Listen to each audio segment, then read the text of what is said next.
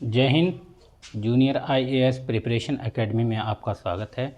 और आज हम आपको पढ़ाने जा रहे हैं कि किसी भी टेंस को 1 मिनट में इंग्लिश में कैसे आप कन्वर्ट करोगे। हिंदी में दिया हुआ वाक्य रहेगा, उसको आप शुद्ध ग्रामेटिकली इंग्लिश में किस तरीके से कन्वर्ट करोगे। महज आपको कुछ चीज़ों को ध्यान में रखना है।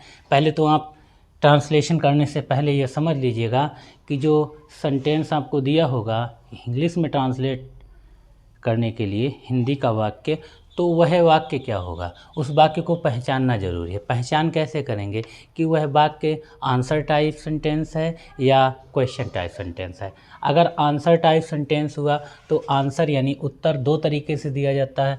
पॉजिटिव उत्तर दिया जा सकता है और नेगेटिव यानी नकारात्मक उत्तर दिया जा सकता है। अगर आपका दिया हुआ सेंटेंस पॉजिटिव उत्तर में है, माने सकारात्मक सेंटेंस है, तो उसका स्ट्रक्चर, जो बेसिक स्ट्रक्चर है, उसको आपको ध्यान रखना है। वह है, हम उस सेंटेंस का सब्जेक्ट पहले रखेंगे, फिर हम उसमें हेल्पिंग वर्ब जोड़ेंगे, फिर मेन वर्ब, फिर ऑब्जेक्ट, फिर अदर वर्ड और फिर उसके बाद फुल स्टॉप रखेंगे। तो इस प्रकार इस स्ट्रक्चर का इस्तेमाल करके पॉजिटिव सेंटेंस को हम ईजिली ट्रांसफ़र कर देंगे, ट्रांसलेट कर देंगे किसमें, इंग्लिश में। अगर नेगेटिव सेंटेंस हुआ तो नेगेटिव सेंटेंस का स्ट्रक्चर क्या होता है, उसमें सब्जेक्ट रखते हैं, फिर हेल्पिंग वर्ब रखते हैं, नॉट लगाते हैं, मैन वर्ब रखते हैं, ऑब्जेक्ट रखते हैं और उसके बाद अदर वर्ड रखते हैं, फिर फुल स्टॉप लगाते हैं। तो इस तरीके से ये नेगेटिव अगर सेंटेंस हुआ तो हमको इस स्ट्रक्चर का इस्तेमाल करके उसको ग्रामेटिकली बिल्कुल सही ढंग से इंग्लिश में कन्वर्ट कर देना है। अगर आपका सेंटेंस क्वेश्चन टाइप सेंटेंस है, माने प्रश्न पूछा गया है, सेंटेंस ऐसा है, वाक्य ऐसा है हिंदी का जिससे यह भाव निकलता है कि प्रश्न पूछा गया है, तो प्रश्न जो है वो 3 तरीके से पूछा जा सकता है।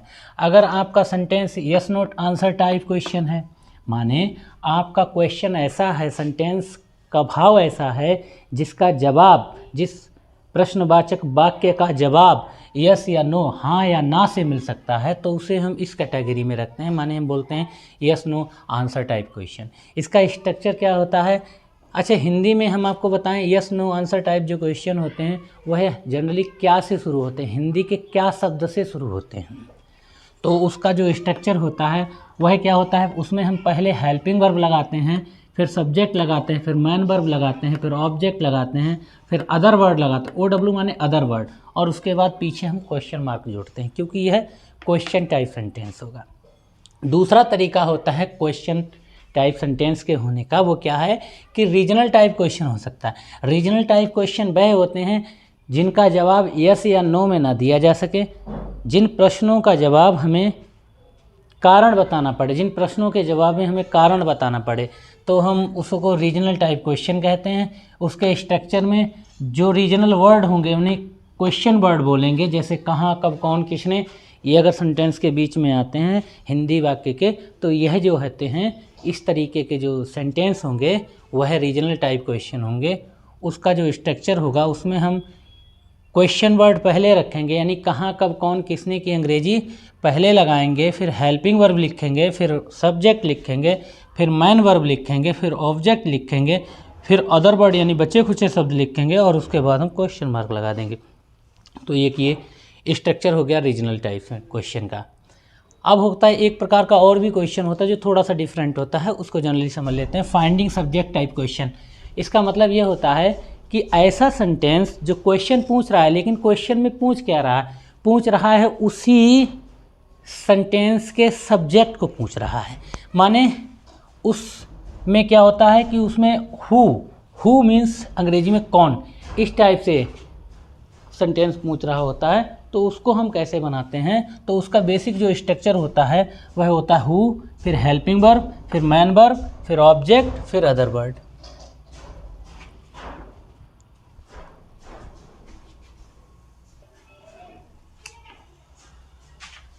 आई होप आप ये 2 टाइप समझ गए होंगे। इसमें हम सेंटेंस को पहचान लेते हैं, जो हम सेंटेंस बोलेंगे वो या तो आंसर होगा या फिर तो क्वेश्चन होगा, सिंपल सी बात है। स्ट्रक्चर हमने 5 याद कर लेने हैं। स्ट्रक्चर के बाद हम कुछ एग्जाम्पल के तौर पे जाएंगे। इससे पहले वीडियो में हमने आपको टेंस टेबल पढ़ा दिया है, और वो टेंस टेबल में हमने आपको क्या पढ़ाया है कि टेंस कितने प्रकार के होते हैं।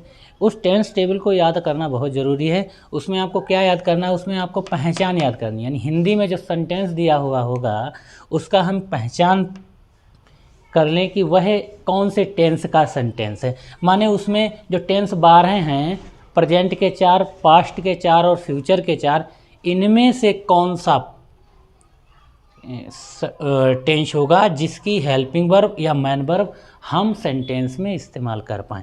तो हमें ये पहचान ज़रूरी है।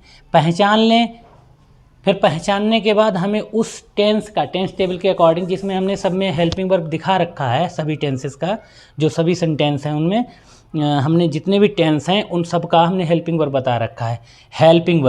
हेल्पिंग वर्ब ने ना, हेल्पिंग वर्ब लगता है सिंगुलर सब्जेक्ट और प्लूरल सब्जेक्ट, नहीं सब्जेक्ट के अनुसार लगता है। अगर सब्जेक्ट सिंगुलर है तो अलग लगेगा, प्लूरल है तो अलग लगेगा। और फ्यूचर में जो हेल्पिंग वर्ब लगता है वह सब्जेक्ट आई और बी के साथ में सेल लगता है और उसी की कैटेगरी के आगे के हेल्पिंग वर्ब लगते हैं।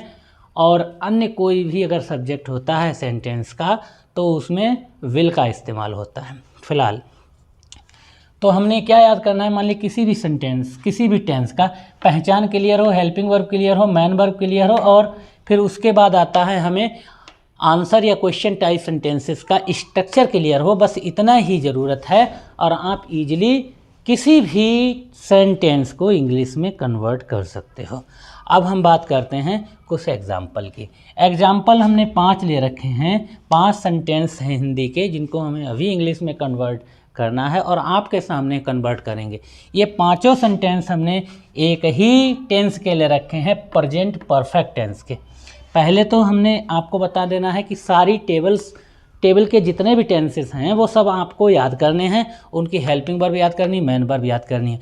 पहचान देखिए, हमने उसमें लिखा रखा है कि प्रेजेंट परफेक्ट टेंस होगा तो उसका पहचान क्या होगा। तो पहचान में हिंदी जो वाक्य होगा, सेंटेंस होगा, उसके लास्ट के जो शब्द होते हैं वे पहचान करा देते हैं। जैसे हम सेंटेंस पढ़ रहे हैं, रोहन घर जा चुका है, तो इसके लास्ट के 2 शब्द क्या है और चुका। तो चुका जो पहचान होती है परफेक्ट की होती है और है पहचान प्रेजेंट की होती है। इन दोनों को मिला के हम बोलेंगे यह जो रोहन घर जा चुका पूरा सेंटेंस है, इसमें जो टेंस बनेगा वह प्रेजेंट परफेक्ट टेंस होगा। अब इस प्रेजेंट परफेक्ट टेंस की पहचान हमने इस सेंटेंस की क्लियर कर ली। अब हमें पता होना चाहिए इसमें हेल्पिंग वर्ब क्या लगेगा और मैन वर्ब क्या लगेगा। अगर ये प्रेजेंट परफेक्ट टेंस का सेंटेंस है तो इसका हेल्पिंग वर्ब सिंगुलर सब्जेक्ट के साथ है जाएगा और प्लूरल सब्जेक्ट के साथ हैव आएगा। फिर समझ लीजिएगा, प्रेजेंट परफेक्ट टेंस में हेल्पिंग वर्ब सिंगुलर सब्जेक्ट के साथ है जाएगा, माने सब्जेक्ट अगर अकेला है, सिंगुलर है, तो उसके साथ हैज, और सब्जेक्ट एक से अधिक माने प्लूरल है तो उसके साथ हैव आएगा।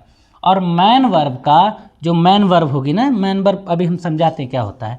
मैन वर्ब का थर्ड फॉर्म आएगा। असल में जो वर्ब यानी एक्शन होता है उसके भी हमने बताए हैं 4 फॉर्म आपको, तो वो 4 फॉर्म आप याद कर लीजिए। किसी भी एक्शन माने जो हम करते हैं, एक्शन क्या होता है, एक्शन वो होता है जो हम करते हैं, यानी जो सब्जेक्ट करता है सेंटेंस में वो एक्शन होता है।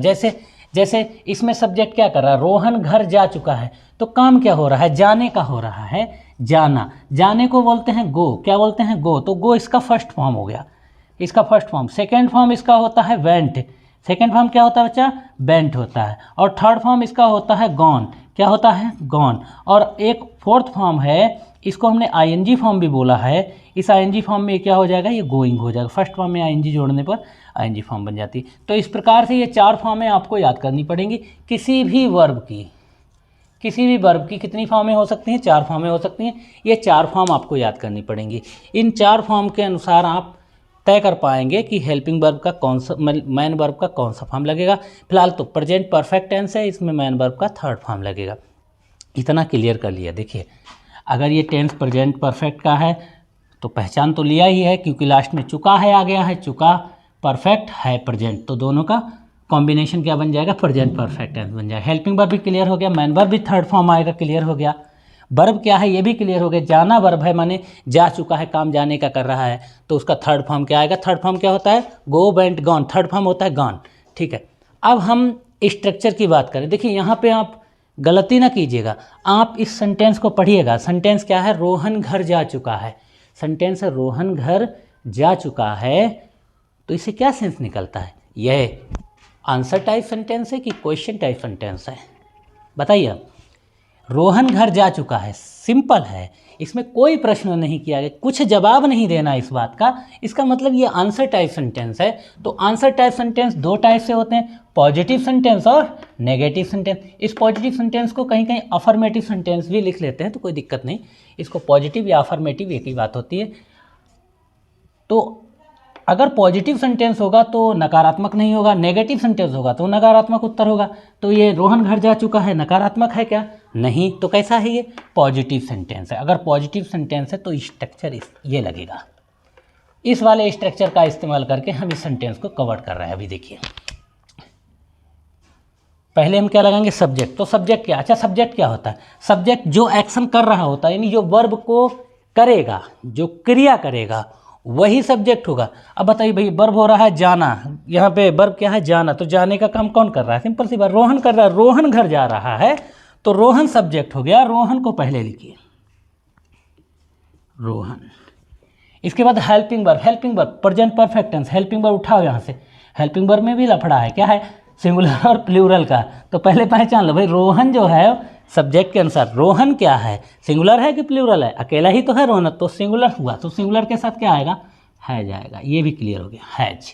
फिर उसके बाद मैन वर्ब। अब मैन वर्ब का तो थर्ड फॉर्म आना ही आना है। तो वर्ब है इसमें जाना, जिसे फर्स्ट फॉर्म गो, सेकेंड फॉर्म वेंट और थर्ड फॉर्म क्या होता है? गॉन। तो हम यहाँ पे क्या लगाएंगे? गॉन। अब कहाँ जाता है भाई? घर जाता है, तो जहाँ जाए, सिंपल सी बात, जहाँ कोई चल के जाए जिस जगह पे, तो उससे पहले टू लगाओ और फिर उस जगह को लिख दो। कहाँ जा रहा है भाई? होम पे जा रहा है, घर जा रहा, और फुल स्टॉप लगा दो। अब आपका ये सेंटेंस बनके तैयार हो गया। ग्रामेटिकली बिल्कुल परफेक्ट है। आप बोलेंगे रोहन घर जा चुका, इंग्लिश में बोलेंगे Rohan has gone to home. क्या बोलेंगे? Rohan has gone to home. क्या बोलोगे? Rohan has gone to home. ठीक है, नेक्स्ट। इसी तरीके से नेक्स्ट बनाते हैं सेंटेंस। मोहन ने अपना गृह कार्य पूरा नहीं किया है। तो नहीं किया है माने ये उत्तर है, लेकिन है कैसा? नेगेटिव। पहचान लिया, स्ट्रक्चर क्लियर हो गया। ये किया है, देखिए, चुका है, चुकी है, चुके हैं, लिया है, दिया है, किया है, सारी पहचान होती है प्रेजेंट परफेक्ट की। प्रेजेंट परफेक्ट का है, तो इसमें सब्जेक्ट क्या है भाई? किसने पूरा काम नहीं किया है? तो मोहन ने। तो मोहन को सब्जेक्ट के रूप में लगाओ, मोहन। क्यों? क्योंकि नेगेटिव है सेंटेंस, नेगेटिव सेंटेंस में पहले सब्जेक्ट आता है, फिर हेल्पिंग वर्ब। अकेला मोहन है तो आएगा हैज, और फिर आएगा नॉट। क्या आएगा? नॉट। और मैन वर्ब क्या है इसमें बच्चा? पूरा नहीं के, काम पूरा करना, यानी पूरा करना। पूरा करने को कंप्लीट बोलते हैं। इसका थर्ड फॉर्म होता है कंप्लीटेड। Completed, completed. तो देखिए, मोहन ने अपना गृह कार्य पूरा नहीं किया, तो मोहन का गृह कार्य होगा, मोहन लड़का है तो उसके साथ हिज आएगा, हिज, और गृह कार्य को बोलेंगे होमवर्क। एक बार पूरे सेंटेंस को एक बोल दीजिएगा, Mohan has not completed his homework. अब ये पूरी तरीके से सेंटेंस क्लियर हो गया। दूसरा सेंटेंस, तीसरा सेंटेंस देखते हैं। सॉरी, तीसरा सेंटेंस क्या है? क्या वे पानी पी चुके हैं? सिंपल से पहचान लिया है। पहचान क्या हुई? प्रेजेंट परफेक्ट का है। लेकिन ये सेंटेंस किस टाइप का है? देखिए, क्या वे पानी पी चुके हैं, मैंने कहा क्या से शुरू होने वाले sentence yes no type answer type question होते हैं। ये क्वेश्चन है क्योंकि ये क्वेश्चन है, क्योंकि कुछ पूछ रहा है। क्या वे पानी पी चुके हैं? तो आंसर देना पड़ेगा।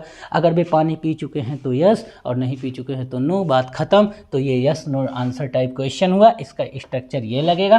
पहले तो हम समझ लेते हैं कि भाई स्ट्रक्चर के बाद क्या लगेगा। पहले हेल्पिंग वर्ब लगेगा, सब्जेक्ट पहचान। सब्जेक्ट बे, बे माने ज़्यादा लोग, बे माने दे, बे को अंग्रेजी में बोलते हैं दे। तो दे के अनुसार हेल्पिंग वर्ब क्या आएगी? हैव आएगी। तो हैव से शुरुआत करिए इसका, have they,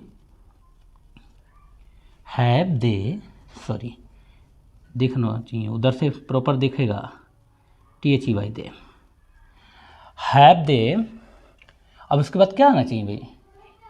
man verb. Man verb क्या है? पानी पीना को ड्रिंक बोलते हैं। थर्ड फॉर्म क्या है? Drink, drink, drunk, DRUNK, drunk, water. Question mark लगाना ना भूलिएगा। हैव दे ड्रंक वाटर, क्या बोलोगे? Have they drunk water. आपका सेंटेंस क्लियर हो गया। अगला सेंटेंस है, कबीर ने गीत कब गाया है? कब गाया है, माने कारण पूछा है, बताना पड़ेगा कब गाया है, जिस डेट में गाया हो, जिस दिन गाया हो वो बताना पड़ेगा ना। तो ये सेंटेंस क्या हो गया, इसका पहचान लिए प्रेजेंट परफेक्ट का है। देखिए गाया है आ गया तो ये प्रेजेंट परफेक्ट का सेंटेंस हो गया। तो इसको बनाएंगे कैसे, तो भाई इसमें जो होता है ये रीजनल टाइप क्वेश्चन है, तो इसमें QW पहले आएगा, मैंने क्वेश्चन वर्ड पहले है। क्वेश्चन वर्ड क्या होता है, कब की अंग्रेजी होती है व्हेन के बाद हेल्पिंग वर्ब। तो कबीर अकेला है, पहले के साथ क्या आएगा, हैज। फिर सब्जेक्ट क्या है, कबीर है, KAVIR कबीर।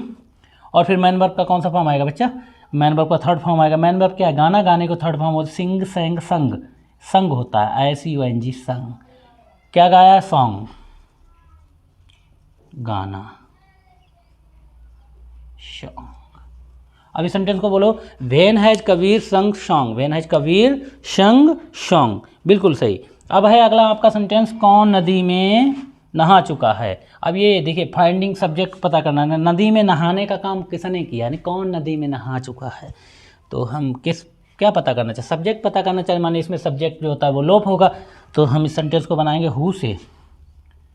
हु से ही स्ट्रक्चर शुरू होता है, हु मीन्स कौन, हु के बाद हेल्पिंग वर्ब, हु अकेला मानते हैं, फिर के साथ आएगा हैज, ठीक है, हु अकेला मान लो। मैन वर्ब क्या, नहाने का, बाथड हो जाएगा, WATHED वाट, थर्ड फॉर्म आ जाएगी यहाँ पे।